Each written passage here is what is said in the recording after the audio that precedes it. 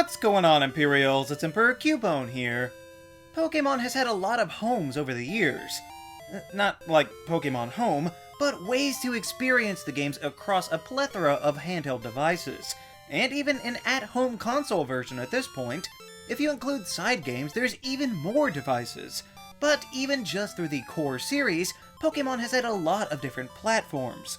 And of course, each platform has its own sets of strengths and weaknesses. And while there are many great aspects of these eras of the Pokémon experience, there are of course drawbacks as well. So let's venture through each of the ages of Pokémon and see where they seem to lose their luster. And it might not always be what you think. We'll start back at the beginning with the Game Boy. So, here are the top 6 problems with the Game Boy era of Pokémon. Number 6. Quality of life.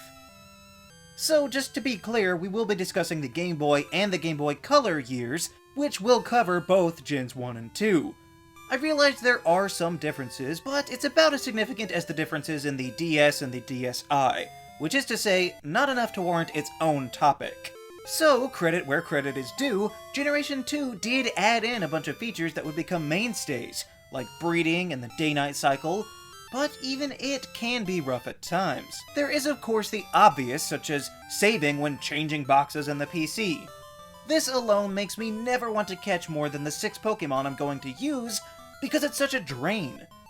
Other thorns in the side include severely limited bag space.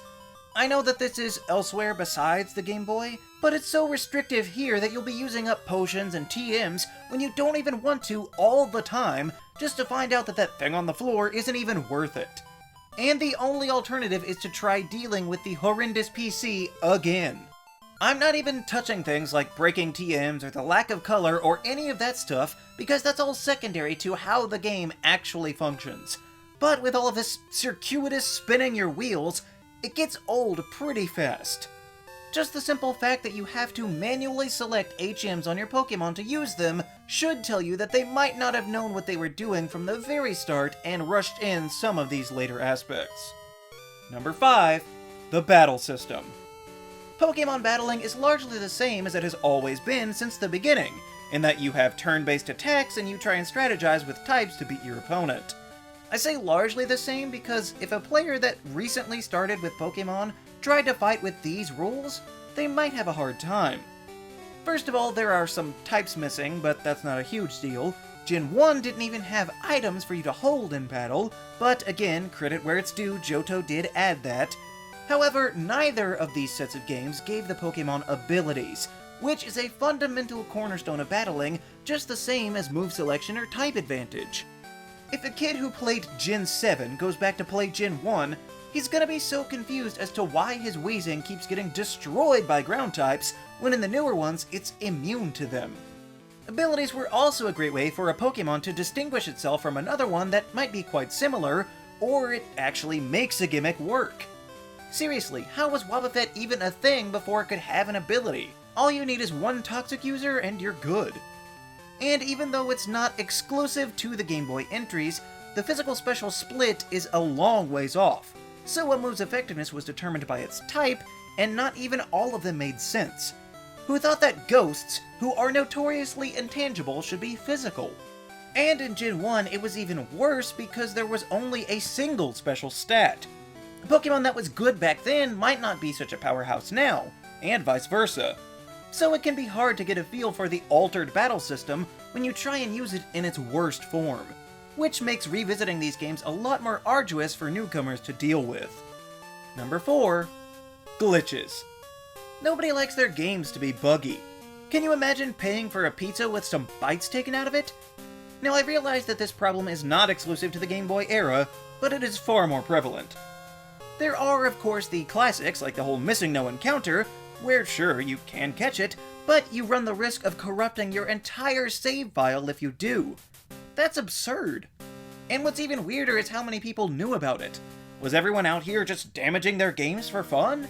There are multiple wrong moves that you could make accidentally that could erase all of your hard-earned data, which is honestly terrifying. Not all glitches are so harmful or even bad, like the Mew glitch that I have used to capture one in Cerulean City well before you should be able to find a legendary Pokémon. But there are also other ones that aren't as fun, like whatever bug was introduced that inverted the effectiveness of ghosts against Psychic. So instead of making them super effective, they were totally useless. And this isn't just a Gen 1 thing, since Johto had its fair share. Even if they were harder to pull off, there were still some game-ending glitches that could ruin your day. Not all of them break the game, but can still be annoying, like the stat rollover glitch that can plague Marowak. But there are also ones that are relatively harmless that are just weird, like the surviving on 0 HP glitch, or the always win glitch, where you don't even fight, you just get in a battle and then instantly emerge victorious. Simply put, there are a ton of ways to mess with these older games, whether intentionally or not, and while some people love that sort of thing, I do prefer if I don't accidentally cause an error where I have to reboot the game in the best case scenario, or, at the worst, have to buy a brand new copy. Number 3. It's so slow. I don't know if you will have noticed this, but people don't seem to have patience anymore. Even classic movies like Star Wars and Jurassic Park, which are reasonably paced, get dragged for not immediately and constantly having action. I'm not saying that we should indulge those behaviors, but there's no need to torture people either.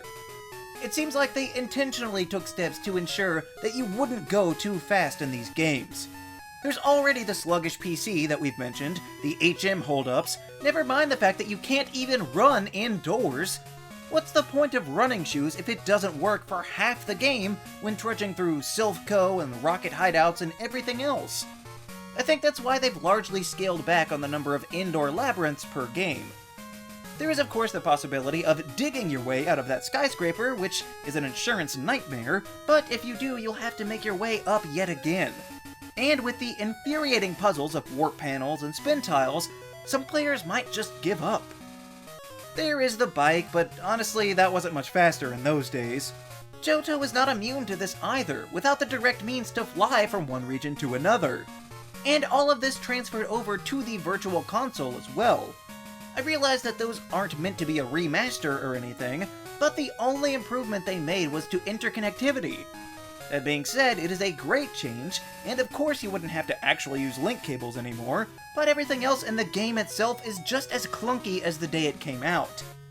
Simply put, I think most people have rose-tinted goggles on if they haven't revisited them in a while. And yes, that means even Gen 2. And for those that have never played before, I doubt they would enjoy the experience unless they are far more patient than the average gamer these days. But that doesn't matter much anyway because, number 2, they're not playable. The problem is, even if you could find one of the original copies of these Game Boy cartridges, you couldn't actually play them on your Game Boy. I realize that there is the Virtual Console, and I've bought many of them myself, but that's not what we're discussing. I'm talking about actual play on the original system itself. See, the Game Boy cartridges had their own batteries inside them, which makes sense to a degree so that there could be certain features. But these batteries are not rechargeable, nor could they be replaced. Or I should say that you can replace it, but to do so would erase all the save data you had. I imagine there is a way to do it without any harm, but it's likely something that isn't readily available and that the common player wouldn't know how to do offhand. Sure, you could probably find a repaired one online for a huge upcharge somewhere, but if it's somebody new, then they probably wouldn't bother. And if it's somebody who used to love it, then they can't actually go back to play their version. All the fond memories that they cherish will be just that. But it's probably just as well, because even if you could play it, number 1, no transfers. The first 2 generations of Pokémon were completely interchangeable with each other. For the first and only time in series history, not only could you bring up all the old Pokémon from the Kanto games, but you could send them back as well using the time capsule. That must be some pretty impressive tech, because we still can't do that today. Well, you couldn't really send all of them back since the Johto ones obviously didn't exist yet. If you did, then they would just become one of those glitchy monstrosities that we mentioned earlier. But after that, there was no method of transferring the Pokémon to the Hoenn region. And I realized that this decision was made because of the stats that weren't easily convertible once they switched over to the superior IVs and EVs in Gen 3. And that was an acceptable answer. Until more recently when the Virtual Console allowed you to transport them up into the modern games. So it wasn't a problem with incompatible stats? Because Gen 3 Pokémon can also make the trip up to the most recent games without any issue. So it appears that Pokémon created from the data with the Game Boy technology can indeed coexist with the later ones with an updated base matrix. Maybe this is just something that they couldn't possibly have figured out until now with the huge advances that were made in the meantime, but the fact that the reason they gave no longer seems relevant does leave a sour taste. I know I just said the Virtual Console allows transfers, but the main focus is the Game Boys themselves. As I mentioned before, people that play these games get quite attached to their partners through the journey. But all of those emotions and loyalty are meaningless because they're forever locked behind an artificial barrier. Even if you could find a way to play them and then get over all of their shortcomings, you'll never be able to move the Pokémon into a place where they could hold on to them forever. These Pokémon are destined to remain apart from all of the others, where their only possible outcome is to disappear or be lost to time. At least when Ash left the Game Boy era behind, he could see his Pokémon again, but anyone who bought Gens 1 or 2 has to abandon them forever, which I will remind you are still the highest selling games in the series. Again, these games are still fun, especially for those that played them before, but the fact that there is a giant chasm separating the Game Boy for all time does constitute a problem in my mind. At least there's the possibility to play them outside of the original console now. Other generations aren't so lucky. But those are the top 6 problems with Pokémon on the Game Boy. What are your biggest problems with the age of the Game Boy? Let me know down in the comments. Also be sure to leave a like, share this video, and subscribe so that you too can become an Imperial today. And we'll see you around next time!